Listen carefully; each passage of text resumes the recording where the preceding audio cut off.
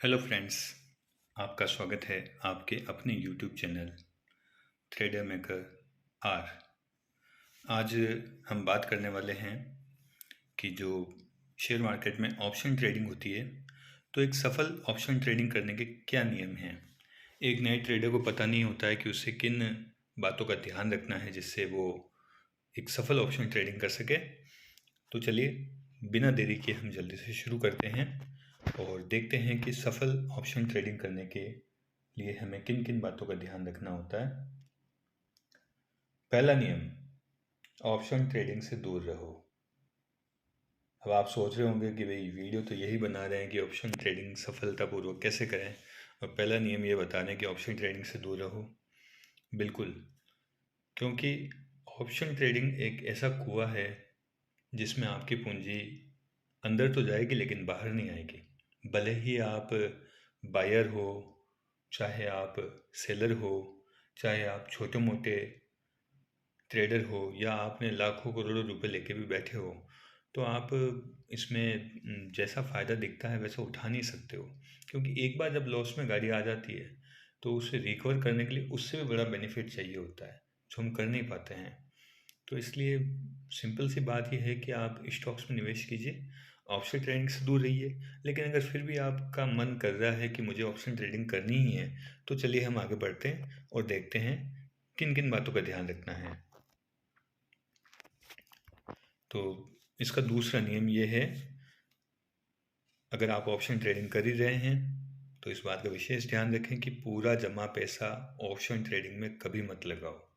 क्योंकि option trading के अंदर एक्सपायरी के दिन ऑप्शन ज़ीरो हो जाता है। अगर आपने गलत ट्रेड ले लिया और वो आउट ऑफ द मनी में चला गया, तो भले ही वो कितने रुपए का था, 1000 रुपये का था, 500 रुपये का था, 200 रुपये का था, उसकी वैल्यू ज़ीरो हो जाएगी।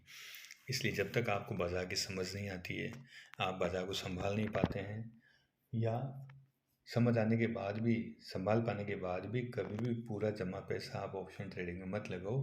क्योंकि ये कभी भी बड़ा लॉस दे सकता है, हो सकता है। तो देखिए, जैसे कि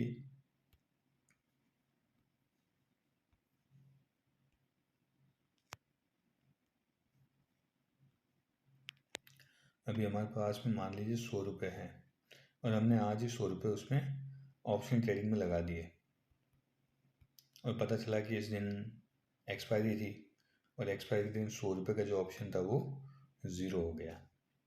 तो मैं ये नहीं करके हमें क्या करना है कि 100 रुपये के हमें 5 हिस्से करने हैं, 10 हिस्से करने हैं। मान लो 20-20 रुपये के हमने 5 हिस्से बना लिए, 10-10 रुपये के हमने 10 हिस्से बना लिए। तो ऐसे करके हमें ऑप्शन ट्रेडिंग करनी है, हमें पूरा पैसा एक साथ नहीं लगाना। तीसरा नियम, ऑप्शन ट्रेडिंग की बेसिक जानकारी पूरी प्राप्त करें।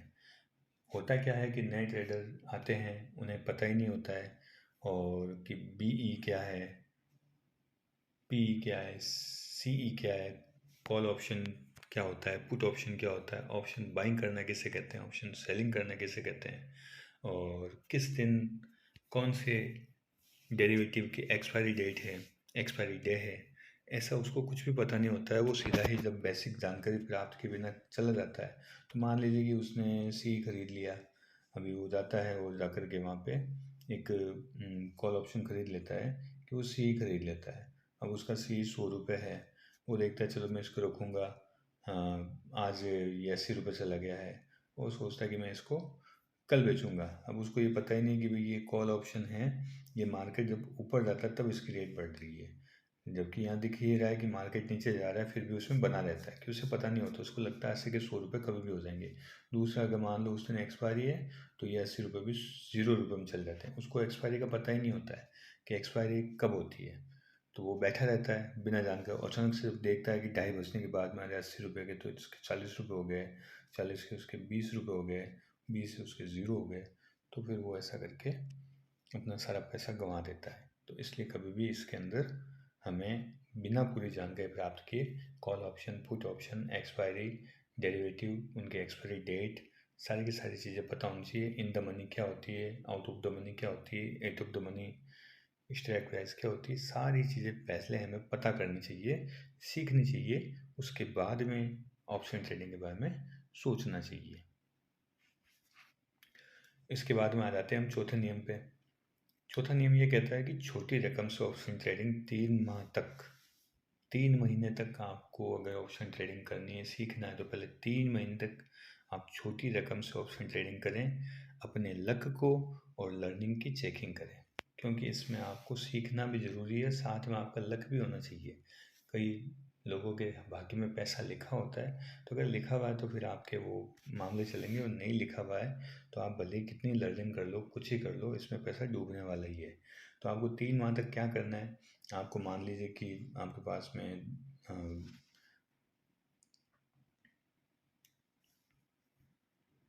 मान लीजिए कि आपके पास में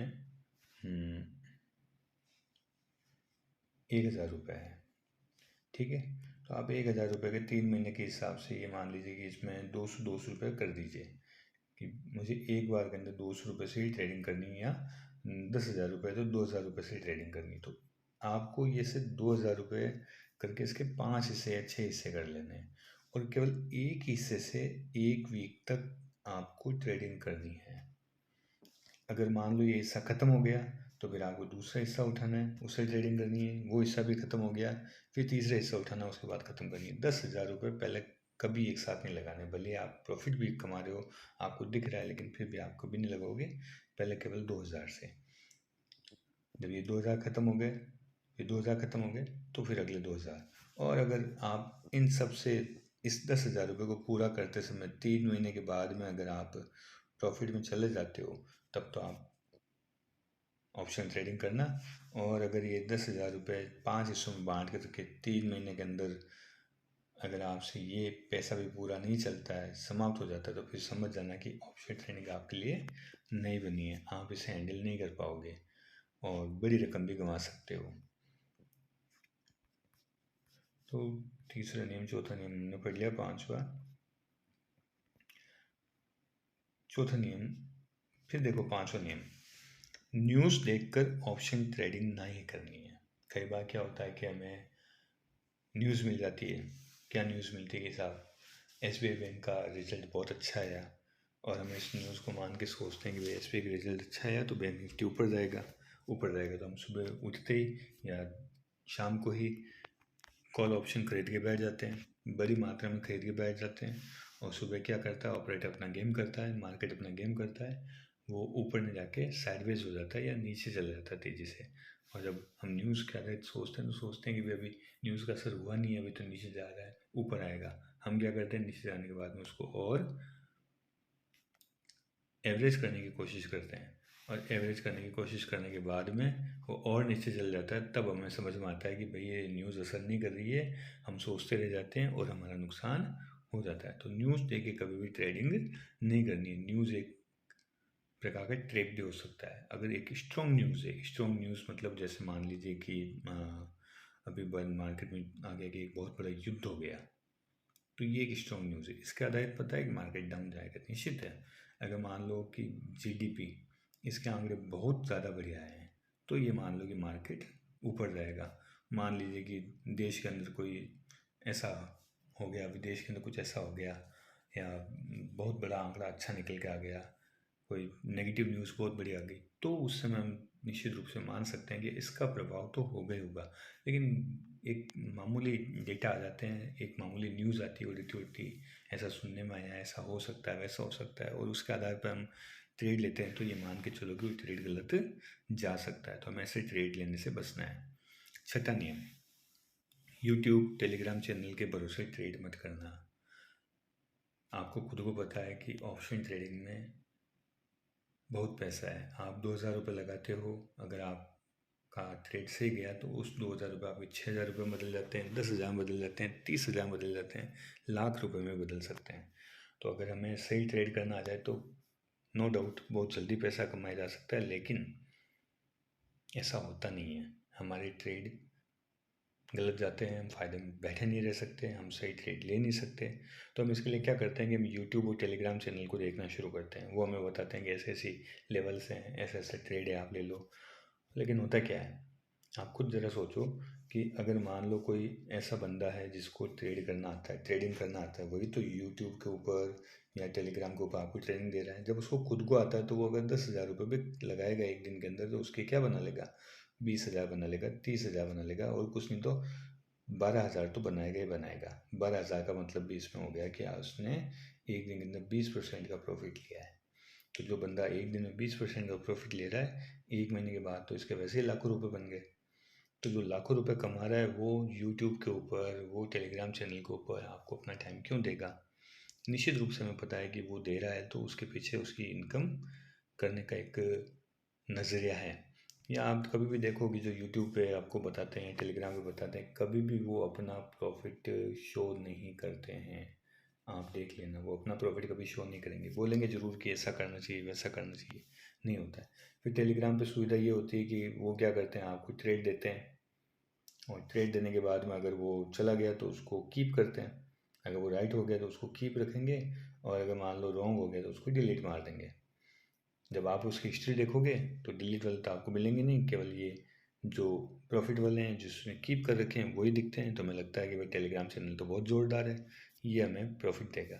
और उनका अपना क्या लगता है, वो केवल ट्रेड देते हैं, वो खुद ट्रेड नहीं लेते। आपने इतने यूट्यूब चैनल देखे होंगे, इतने टेलीग्राम चैनल देखे होंगे, किसी ने भी अपना प्रॉफिट ऐसा शो नहीं किया होगा ढंग से। वो ठीक है, एक फेक स्क्रीनशॉट वगैरह ज़रूर भेज देते हैं, लेकिन वो खुद का ऐसा विद प्रूफ कि ये देखो मेरा प्रॉफिट है, वो अपने मेंबर को कभी सेटिस्फाइड नहीं करते हैं, क्योंकि इतना प्रॉफिट होता ही नहीं है। और हम तो कई बार देखते हैं कि एक जो ऑनलाइन क्लासेस ले रहे थे, उसने अपना खुद का जब प्रॉफिट अचानक से उसकी खुद की प्रोफाइल खुल गई, उसका जब ट्रेडिंग का हिसाब किताब देखा तो पता लगा कि 24 लाख रुपये वो नुकसान में चल रहा है। तो वो खुद क्लास ले रहा है, कम से कम 100-200 जनों क्लास चल रही थी, उसके सामने उसकी पोल खुल गई।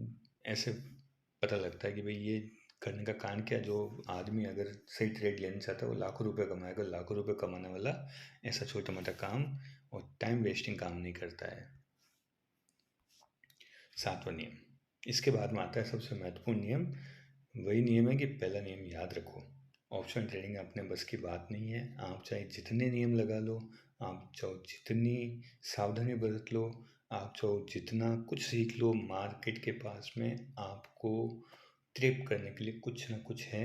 हम मार्केट के साथ में नहीं नाच सकते, क्योंकि एक नाचते हुए हाथी को पकड़ना जैसे मुश्किल है, ऐसे ही मार्केट को हमेशा पकड़ के रखना मुश्किल है। तो फिर भी अगर आप करना चाहते हैं तो अपनी पूंजी को 10 या 20 भागों में बांटिए, 3 महीने 4 महीने उससे करके देखिए। अगर उससे आपको प्रॉफिट हो रहा है और आप गेन कर पा रहे हो, तो धीरे धीरे मात्रा बढ़ा करके आप कर सकते हैं। बाकी मेरी सलाह यही है कि आप जितना हो सके कम से कम अपना 90% 80% स्टॉक में लगाएं, और फिर भी करने की इच्छा है तो 10% 20% या स्टॉक से जो प्रॉफिट आता है उसका कुछ हिस्सा इसमें स्टॉक मार्केट से निकाल करके उसको ऑप्शन ट्रेडिंग में लगाएं। तो आज के लिए इतना ही, और नेक्स्ट वीडियो में हम मिलेंगे। जय हिंद, जय भारत।